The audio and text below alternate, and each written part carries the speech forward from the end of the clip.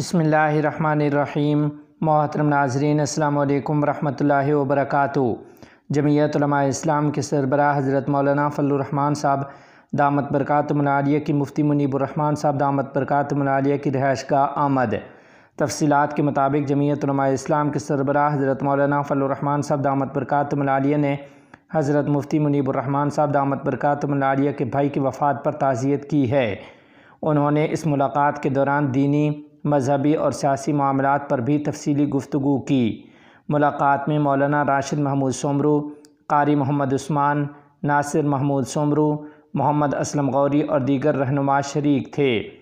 ادھر دوسری جانب جمعیت علماء اسلام کے سربراہ مولانا فضل الرحمان نے کراچی میں امیر تنظیم اسلامی شجاع الدین شیخ سے بھی ملاقات کی ہے۔ اس ملاقات میں انجینئر سید نعمان اختر، عارف جمال اور قاری امداد اللہ عزیز شریک رہے ہیں، جبکہ دوسری جانب سے ملاقات میں علامہ راشد محمود سومرو اور مفتی ابرار احمد شریک رہے ہیں۔ محترم ناظرین، اسی کے ضمن میں آپ کو یہ خبر دے دیں کہ قائد جمعیت مولانا فضل الرحمان صاحب کی اب سے کچھ ہی دیر پہلے جامعہ صدیقیہ مولانا منظور احمد مینگل صاحب دامت برکاتہم العالیہ کے مدرسہ میں آمد ہوئی ہے، جہاں وہ اب سے کچھ دیر بعد خطاب فرمائیں گے۔